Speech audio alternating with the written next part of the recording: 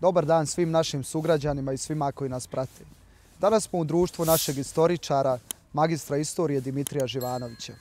Dimitrije, dobar dan i dobrodošao u emisiju Modrički pobjednici. Dobar dan, tebi Peđa, bolje vas našao.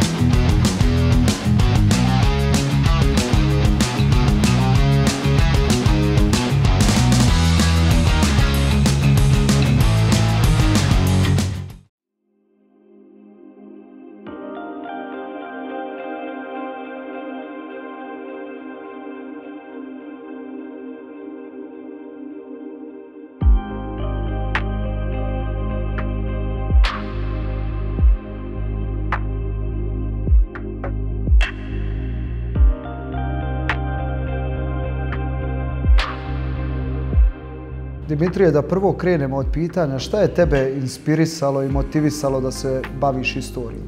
Pa prije svega, vjerojatno to moje, da kažem, porijeklo, dakle, dolazim iz jedne prosvetne porodice, ako mogu tako da kažem, gdje su baka i djeca se bavili prosvetnim radom, dakle, bili su učitelji u nekadašnjoj školi 25. maja ili Sveti Sava ovdje u Modriči, a bili su u nekim drugim mjestima širom nekadašnje države. Ali, dakle, kada vidim, dakle, kroz tu moje, dakle, zapravo osnovnoškolsko obrazovanje, dakle, neki vjerovatno nastavnici su uticali na to da ja sebe vidim ovdje za katedrom, da se vidim, dakle, u školi, da se vidim u ovom nastavničkom poslu. Prije svega neki moji uzori su bili možda moja razrednica Mirjana Tešanović i učiteljica Ankica Borojević, a kasnije, dakle, da se konkretno opredijelim za istoriju i geografiju, dakle, bio je nastavnik Ilija Vasiljević, profesorica Ruža Zarić i nastavnica Ljuba Miholjčić. Dakle, njima mogu da zahvalim zapravo one su pobudile ljubav prema istoriji, geografiji, dakle, u meni i kažem da je to nekako na taj način sam zavolio te predmete.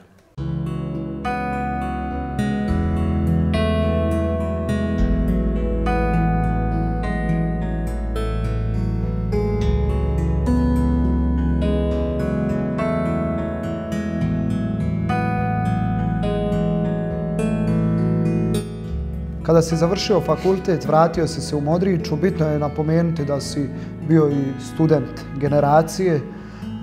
Dolaziš ovdje sa namjerom da stvaraš u našoj i doprineseš našoj lokalnoj zajednici. Po tome si i poznat u posljednjih godina, pogotovo da se baviš lokalnom istorijom. Možeš li mi reći zašto je važno da poznajemo lokalnu istoriju i koliko istorija utiče na lokalni identitet i osjećaj pripadnosti? Pa to je vrlo zanimljiva tema, zapravo izučavamo uopšte lokalnu istoriju. Obično, dakle, kada govorimo o nekim istorijskim događajima, to budu ni globalni ili opšti istorijski procesi, pa nekad se dotaknemo tih nacionalnih nekih tema iz nacionalne istorije. Međutim, ono što je na lokalu nekako godinama zapostavljeno. I jako je, dakle, bitno da mi kao ljudi koji dolazimo iz kraja kao što je Modriča, dakle, poznajemo zapravo šta se ovdje dešavalo kroz vijekove, kako bismo, dakle, stekli taj osjećaj pripadnosti zapravo jednoj Modriči, eto, kažem, lokalnoj zajednici. Nekako kroz te godine ili kroz, da kažemo, vijekove, decenije zapravo važni istorijski događaji na prostoru Modriča i okoline su bili potpunosti zapostavljeni. I evo, dakle, mi smo kroz neka dešavanja, neke naše organizacije, manifestacije koje smo imali, prije svega kao klub istoričara Posavina, uspjeli da apostrofiramo zapravo neke određene teme iz nacionalne istorije. Kažem, jako je važno, dakle, da se stvori taj lokalni identitet, dakle, koji neću reći da mi nemamo, dakle, trebamo nekako da ga ojačamo, da ga gajimo, jer, dakle, sve kreće odavde, dakle, iz jedne Modriče, iz, dakle, bilo koje druge lokalne zajednice, dakle, kreće i, dakle, moramo da vodimo računa o tome šta se ovdje nekada dešavalo, kako bismo znali, zapravo, da razumijeli sadašnjost, što kažemo mi istoričari, i kako bismo mogli da vidimo šta nas to očekuje u nekoj budućnosti. Koliko si primijetio da se promijenila neka, da kažemo, svijest kod građana, eto, tvojim dolaskom, tvojim radom i trudom i izučavanjem lokalne istorije, da li te ljudi zaustavljaju na ulici ili negdje i pitaju za lokalnu istoriju, za neke pojedinosti? Pa jeste, to sam primijetio, dakle jeste, ja sam se ovdje bavio nekim određenim temama, ne svim, i kažem, dakle, ne mogu sad reći, nisam baš Modričanin koji je rođen u Modriče, dakle, kažem, moji su baba i djed su došli ovdje da rade, dakle, došli su sa strane i ne znam baš sve događaje koji su ovdje se dogodili, ali neke sam izučavao. Tako da ljudi nekad pomisle da baš znam sve, ali mi kao istoričari ili kao nastavnici ne znamo baš sve, dakle, moramo i mi da se uputimo da vidimo, dakle, gdje bi to moglo da bude, dakle, da li arhiv, da li biblioteka, da li, dakle, neki drugi izvor, dakle, saznanja, zapravo da razgovor sa nekim očevicima, dakle, nekim ljudima koji su čuli nešto o tom istorijskom događaju. Tako da ljudi, kažem, često zaustavljaju. Mislim da sam do sada odgovorio na veći dio njihovih pitanja, ali, dakle, ima sigurno pitanja koja i mene zanimaju i koja, dakle, i sam ne znam. Eto, dakle, mi smo, kažem, radili smo prije toga, pominjali smo neke događaje, ali evo, dakle, možda ove prošle godine, zapravo 2024. smo promovisali monografiju, dakle, 150 godina hrama Vaznesenja Gospodnjega u Koprivni i to je za mene bio jedan potpuno, dakle, nepoznat događaj. Ja nisam, na primjer, znao prije ni kada je taj hram sagrađen, dakle, ni njegovu uopšte tu istorijat, njegovu priču. Sve dok me sveštenik Jadranko Stojanović nije pozvao i zamolio, dakle, to jest angažovao me na tom projektu da radim, kada sam obišao arhive, eparhijski arhiv u Bijeljini, kada sam obišao arhiv u Doboju, kada sam prošao kroz tu literaturu, izvore, dakle, dobili smo čak izvore iz arhiva u Istanbulu, onda smo, dakle, vidjeli da zapravo se tu odmotava jedno klupko, dakle, stvara se jedna stvarno lijepa priča o tom hramu.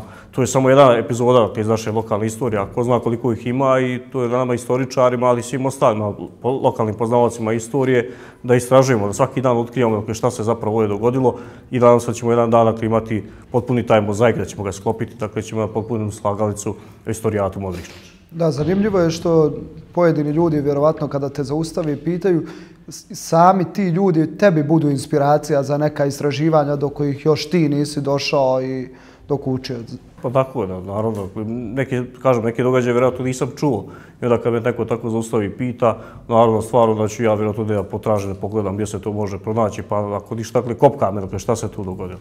Trenutno si nastavnik u osnovnoj školi Sutjeska gdje i snimam ovu epizodu. Reci mi, kako se mijenja percepcija prošlosti kroz nove generacije? Pa, kroz ove nove generacije, kažem, malo je tu teško odgonetnuti zapravo, dakle, njihova percepcija prošlosti. Bitno da istorija, znamo da istorija nije statična, dakle, nije statičan predmet, dakle, mijenja se ta percepcija kroz, kao što si rekao, generacije. Oni sad poklanjaju pažnju nekim drugim stvarima, nešto drugo njih interesuje, dakle, u okviru istorije. Možda ih neće interesovati neki konkretan rat, dakle, ali će interesovati neki dio društvene i kulturne istorije. Dakle, nekako kad pogledam sad kroz ovo iskustvo koje imam, teme iz nacionalne istorije njih najviše privlače. Dakle, kada se dođe nekako do Nemanjića, kada se dođe do Obrenovića, Karađorđevića, tu su neke teme gdje djeca, zapravo gdje naši učenici daju nekako svoj maksimum i gdje mnoge stvari ih zanimaju. Nekako im je možda ona istorija antičkog svijeta, dakle, malo dalja, ili opšte istorije novoga vijeka, dakle, to je nekako dođe dalje, apstraktnije, ali kažem, kada dođe, dakle, do Nemanjića, do, dakle, evo, Karađorđevića, Obrenovića, stvaranje Jugoslavije, dakle, nekako su to teme koje ih i dalje privlače. Vjerovatno su, dakle, slušali ili slušaju i u svojim kućama, dakle, o tim temama, na televiziji, dakle, putem interneta i tako dalje. Kažem, dakle, bitno je da se održava ta njihovo interesovanje za istorijom, koliko toliko, dakle, uvijek ima neka tema, mislim da čak ima pitanja nekih, dakle, dobio nekad od učenika, dakle, za neku temu koju i sam, dakle, nisam čuo, dakle, nešto oni, dakle, neka mikroistorija zapravo, gdje oni to pronađu možda na društvenim mrežama, dakle, pa u pomoću toga, dakle, nekako se informišu o nekim drugim događajima.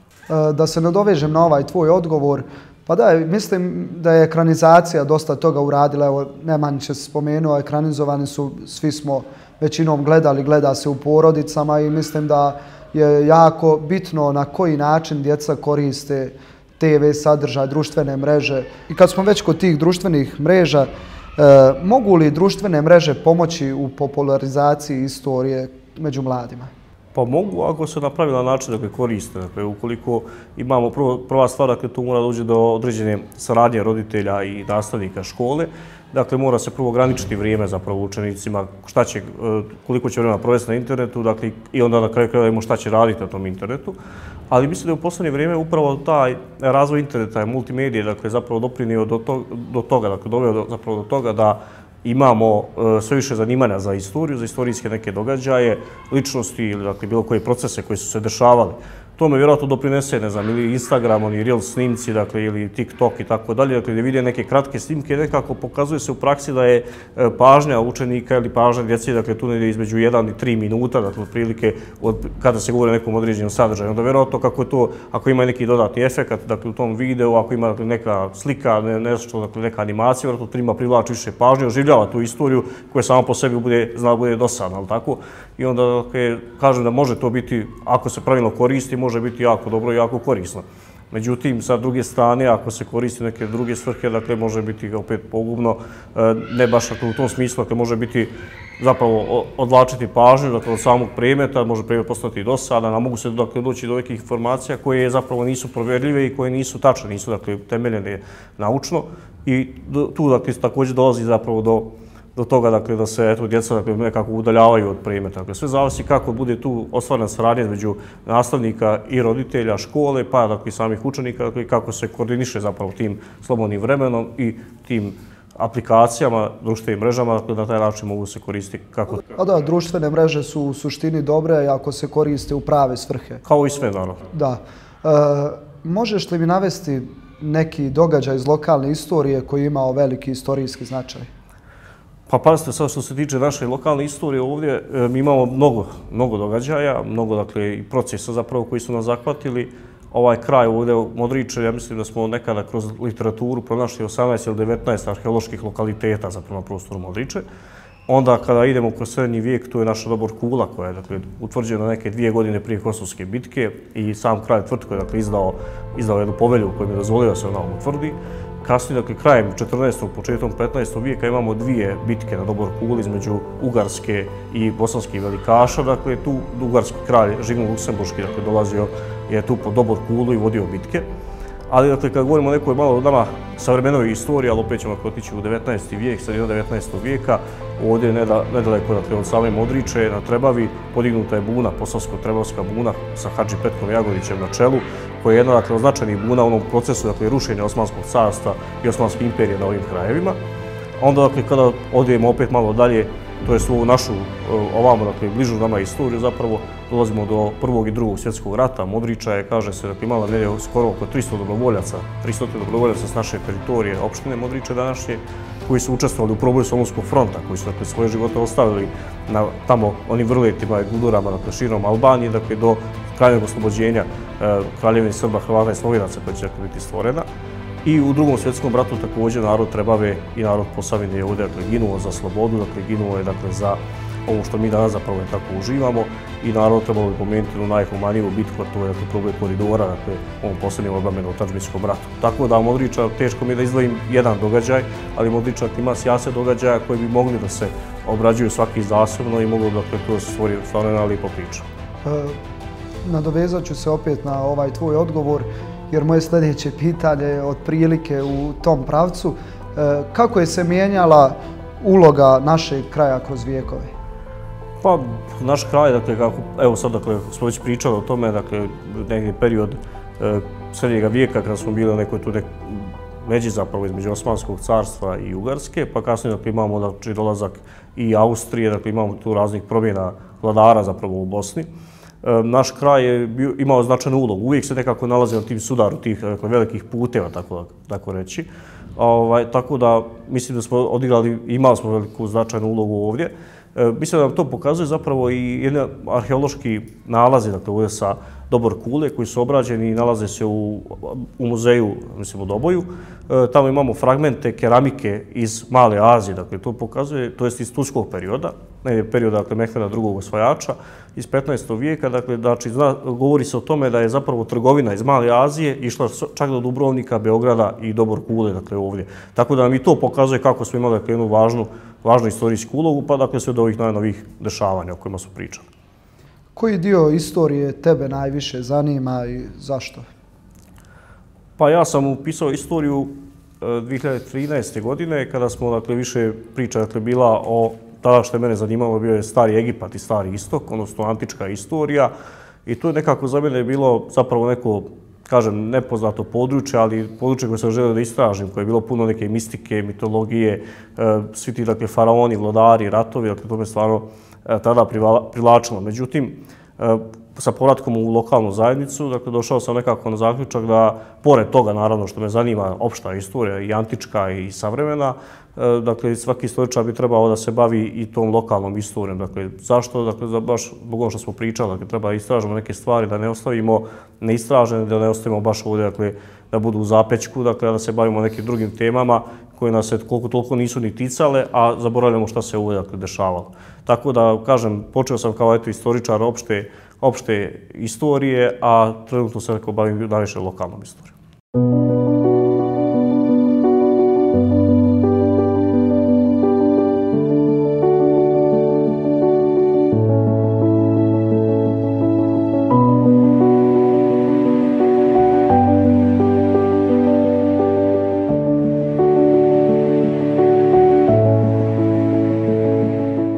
Vodio si malu školu istorije, to je isto važno spomenuti. Koliko djece je brojala ta škola i koliko je dugo postojala? To je bio jedan zanimljiv projekat gdje su me pozvali ljudi iz Udruženja Građana budućnost ovdje u Modriči i predložili mi da osnovim jednu, dakle, malu školu istorije, odnosno to je bio neki kao kurs, besplatni kurs za djecu osnovnoškolskog uzrasta i meni je to bila neka, da kažem, suluda ideja ko bi sad dolazio uopšte na malu školu istorije, privatne časove, kad neko neće dođe na dopunsku nastavu, kad pogledamo. Međutim, to je nekako onaj period posle korone, otprilike, u tom nekom periodu, gdje se stvarno prijavilo prvi puta, imali smo neki ciklus od 3 mjeseca, 8 učenika se tada prijavilo, a mislim da je u to isto, to mislim 2021. godina bila, imali smo na kraju 18 učenika u drugom ciklusu. Taj drugi ciklus male škole istorije, kao i prvi zapravo, učenici su sami birali program, dakle, šta će da rade. Pa je tu bilo u prvom ciklusu kad smo govorili, dakle, neki su želeli da uče o samurajima, neki su želeli da čuju o kineskom zidu, vojnicima terakote, neki su želeli da pričaju o Egiptu, o Starom istoku, Mesopotamiji, Grčkoj i tako dalje. Onda taj prvi ciklus smo završili zapravo izletom u Banja Luku, tamo smo obišli muzej Republike Srpske i taj, dakle, izlet bio potpuno besplatan. Tamo smo također mogli imati, dakle, te stalne postavke u muzeju Republike Srpske. A u drugom ciklusu smo, dakle, govorili više o nacionalnoj istoriji. To je, baš smo, dakle, radili taj period od oslobođenja od prvog srpskog ustanka, zapravo prvi i drugi srpski ustanak, onda kako je to teklo, dakle, kroz borbu Obrenovića i Karađorđevića, dakle, do Berlinskog kongresa 1878. godine. Tako kažem, dakle, to je jedna epizoda koja je zapravo, eto, i bila zapravo oko te male škole istorije. Nismo je na kraju nastavili iz nekih drugih razloga, ali ja se nadam da će biti, dakle, nekada razumijevanja i možda i poziva, pa ako ne ja, neko od mojih kolega vjerojatno će, dakle, raditi na tome da se oživi ta priča koja, eto, kažem, u početku je krenula kao sasvim nešto, da li će to uspjeti, kako će to biti, dakle, da li će se iko prijaviti na to. I onda sam pogledao, dakle, čak imali smo više učenika nego što pojedina odjeljenja znaju da imaju. Dakle, to stvarno mi je drago, mislim, sa te strane, lična satisfakcija za mene. Dakle, svakako i nekako me održavalo u tom trenutku. Tada nisam imao ni posla, nisam radio u struci, tako da me održavalo nekako u formi, da držim časove i da radim, da se nadam da ću, dakle, ponovo doći do posla i da ću ponovo raditi. Da, stvorila se jedna jako lijepa priča. Pa u ostalom, kao i u svemu, ako ne pružimo mladima dodatne, da kažemo, kurseve, časove, onda oni nekako možda i u školi ne saznaju dovoljno podataka i nemaju neki motiv da se nastave baviti tim pozivom. Koja je za kraj tvoja poruka mladim ljudima koji žele da izučavaju i da se bave istorijom? Pa prije svega, dakle, volio bih da svaki mladi čovjek koji bude zainteresovan da se bavi istorijom, kako lokalnom, tako nacionalnom, opštom istorijom, kojom god vrstom istorija se bavi, dakle, da bude što više radoznao. Da ne budemo u tome površni, dakle, kad nešto radimo, da radimo, dakle, do kraja, da istinski istražimo to sve, dakle, i da radimo onako kako valja zapravo. A to je, dakle, da se držimo nauke, naučnih, dakle, dogmi, znači, onoga zapravo sve što je nauka propisala. Kako ćemo to uraditi ako imamo mlade ljude, ako imamo učenike osnovnoškolskog uzrasta ili srednjoškolskog uzrasta, pa i ove koji su izašli iz škole, uvijek se mogu obratiti nekom nastavniku, profesoru istorije, mogu pitati za savjet, mogu, dakle, doći u biblioteku, školsku, gradsku biblioteku i da pitaju, dakle, koja je to literatura koja se odnosi zapravo na taj period koji oni žele da istražuju. Ja se nadam, dakle, da će možda dati neki podsticaj i motivaciju, dakle, i ovo moje gostovanje u ovoj emisiji vašoj i za to se zahvaljujem što ste me zapravo pozvali. Mislim, dakle, da će se i nadam se, pošto imam iz iskustva do sada, sam imao susreta sa mladima koji su stvarno imali neka interesovanja, pa me kontaktiraju preko Facebooka, Instagrama ili drugih nekih društvenih mreža, pošalju poruku onoliko koliko mogu, ja njima pomognem, ako ne, onda znam gdje ću ih uputiti i kome ću ih uputiti dalje za rad. Dakle, da budu što više, da budu radoznali, da budu kreativni, da ne odustaju od svojih zacrtanih ciljeva i da što više čitaju i samo tako može doći do kvalitetnog istraživanja, može doći do kvalitetne sinteze i još boljeg rada. Hvala ti, Dimitrije. Hvala vam.